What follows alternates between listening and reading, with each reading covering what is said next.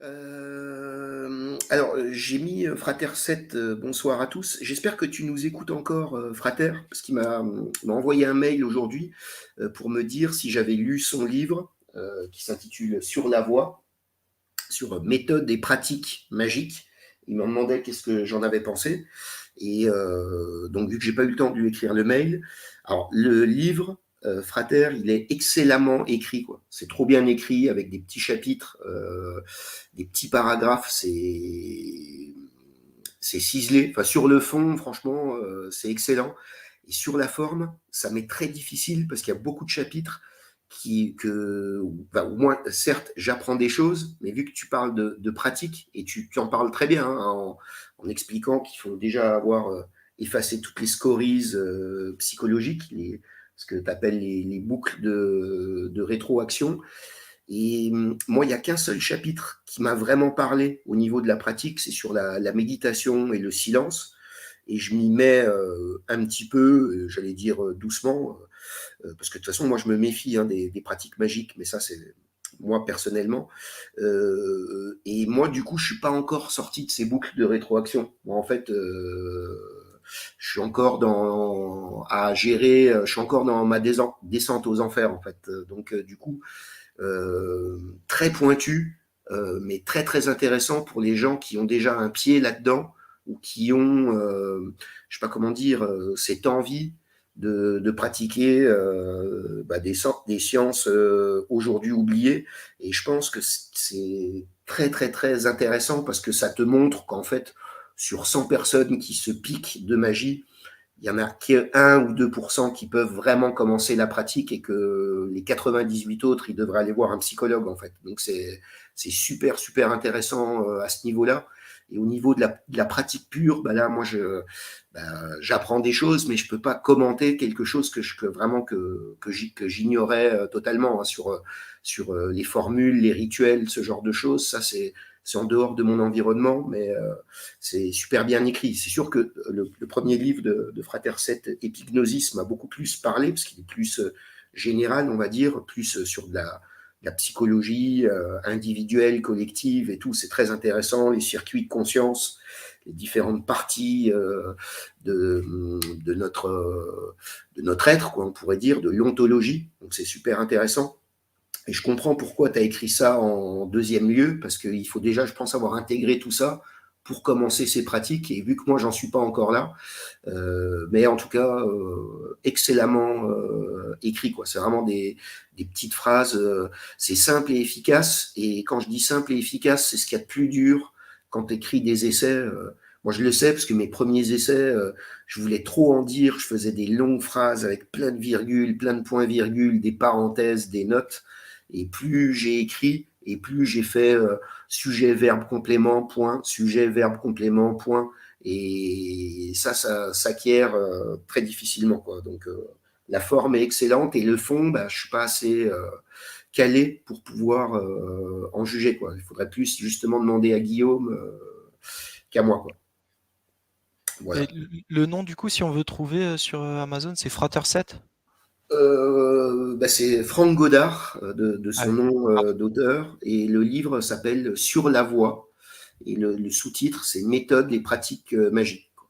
Mais d'accord. c'est complet, quoi, et ça va très très loin, quoi. Donc c'est bien intéressant, quoi, quand même. Ok. Donc voilà. Et il y a tellement tout et n'importe quoi qui est dit sur la magie que là, je sais que c'est du sérieux parce que on n'est pas dans de l'occultisme ou dans du New Age qui te fait croire.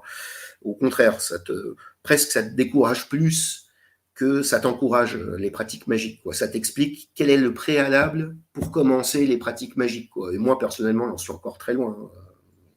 J'ai pas C'est encore quoi, ouais, ce serait quoi comme préalable, grosso modo? d'avoir tué tous tes démons en fait. D'être 100% conscient, de plus avoir de boucles de rétroaction, donc c'est-à-dire plus de regrets, plus de petites névroses individuelles, plus de... À part le Bouddha, qui y a quelqu'un, enfin c'est ouais, c'est effectivement c'est élitiste là pour le coup, c'est le moins qu'on puisse dire.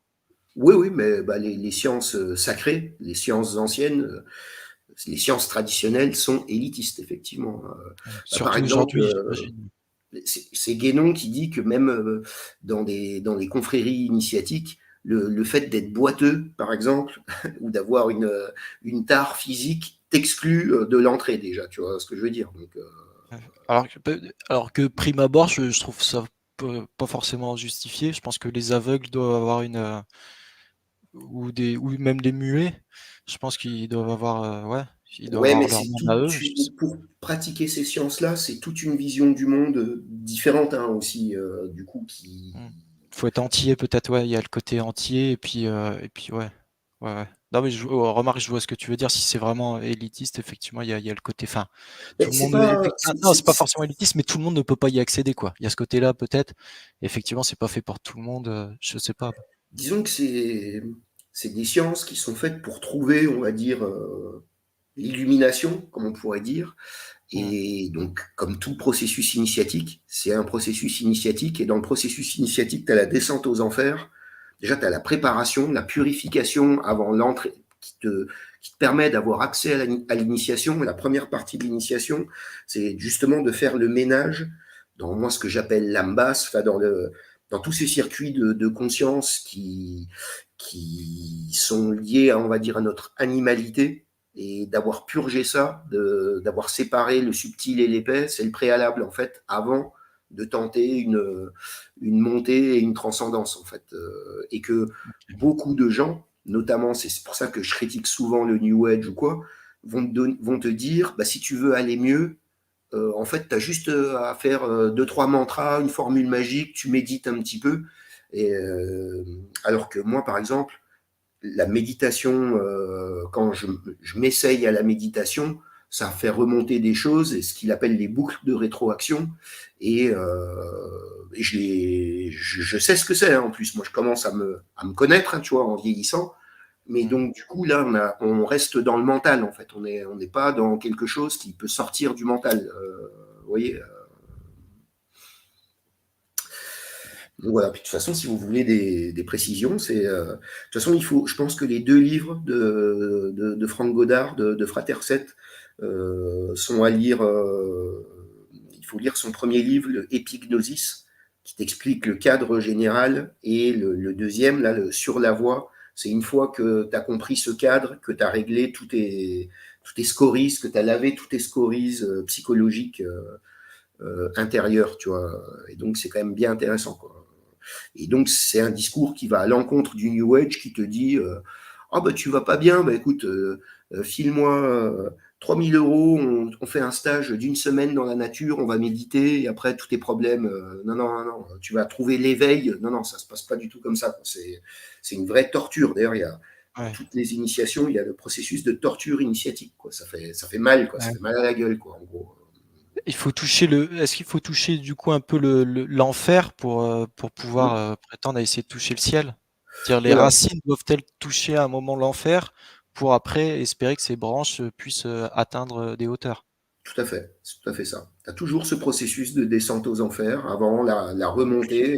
C'est comme Donc l'unité, quoi, c'est la divine comédie de Dante, en fait. Il faut passer par les sept cercles de l'enfer, même si ouais, c'est mythologique et imaginaire. Hein. Ça ne veut pas dire faire n'importe quoi. Et non, non, ça veut dire voir l'enfer qui est à l'intérieur de toi-même et essayer de le laver, ou au moins de mettre un couvercle vraiment rigide là-dessus pour plus que ça remonte à la surface. Sinon, vu que tu as affaire à des entités et des influences errantes, on va dire, pour travailler avec elles, elles vont te vampiriser et te rendre encore plus fou, quoi. Ça peut être ultra, ultra dangereux, ce genre de pratique, en fait.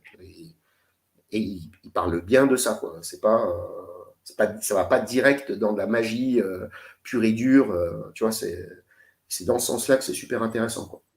et ça, Ouais. par exemple, Et aussi, il faut savoir que dans les mondes traditionnels, la magie, ça se pratique pas tout seul de manière empirique.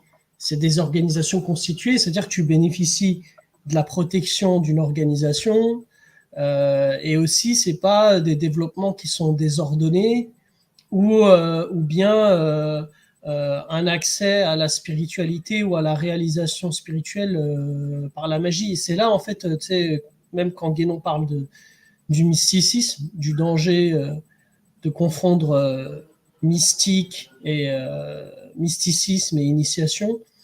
Et encore pire, en fait, faire passer la magie comme une sorte de voie de réalisation spirituelle. Tu vois.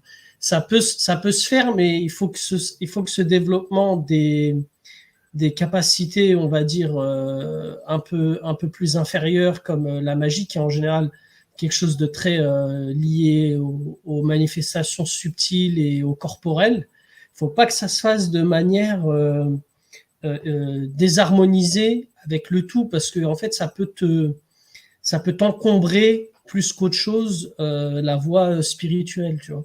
Et en fait, évoluer dans un truc empirique où tu fais de la magie en général pour chasser des phénomènes, pour pouvoir agir sur le monde autour de soi ou sur soi-même, etc. Ça peut être très dangereux en fait, parce que ça peut te déséquilibrer, quoi. Ouais, tout à fait. Tout à fait. Je te dis justement, il parle de ça.